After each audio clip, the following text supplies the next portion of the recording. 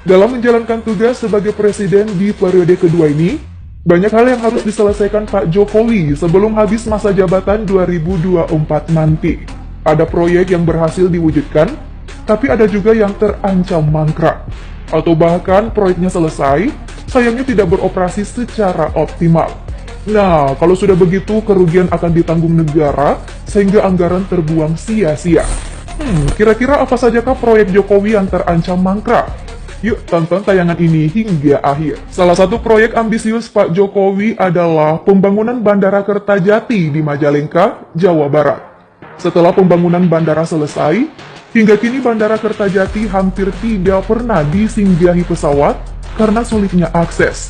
Padahal dalam pembangunannya, bandara yang sudah dibangun mulai tahun 2013 dan selesai tahun 2018 ini menghabiskan dana 4,91 triliun rupiah.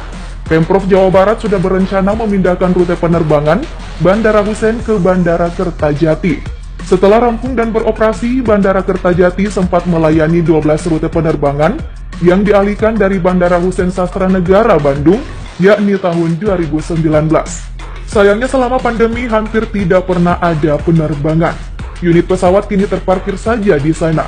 Wah, miris banget ya.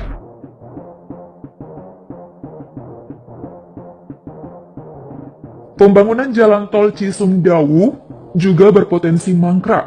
Jalan tol sepanjang 60,10 km ini dibangun atas skema kerjasama pemerintah dan badan usaha KPBU, di mana biaya konstruksi mencapai 5,5 triliun rupiah. Rencananya jalan tol Cisumdawu akan dioperasikan di akhir tahun 2021. Tapi sayangnya ada masalah yang harus diselesaikan dulu Teknolovers dalam pembangunan jalan tol Cisumdawu, yaitu pembebasan lahan. Kendala pembebasan lahan terjadi di Cileunyi Interchange dan beberapa titik yang menghubungkan ke Bandara Kertajati. Warga setempat malah tak ingin menjual tanahnya. Karena alasan itu pemerintah mau tak mau harus mengundur target penyelesaian proyek setiap tahunnya.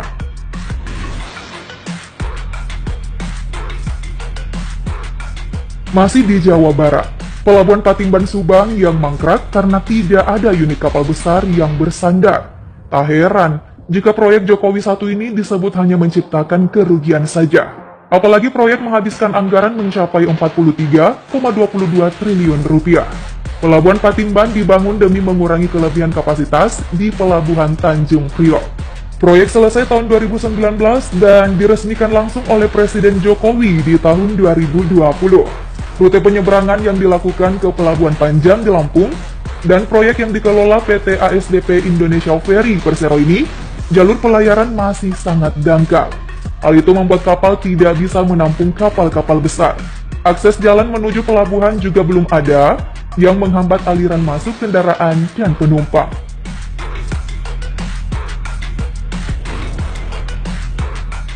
Proyek selanjutnya dilakukan di Yogyakarta.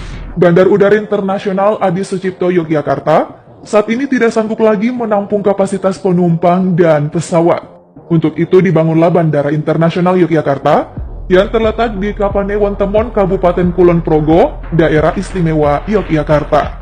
Dibangun di atas tanah seluas 600 hektar dengan investasi 9 triliun. Bandara ini memiliki terminal seluas 210.000 meter persegi dengan kapasitas 20 juta penumpang.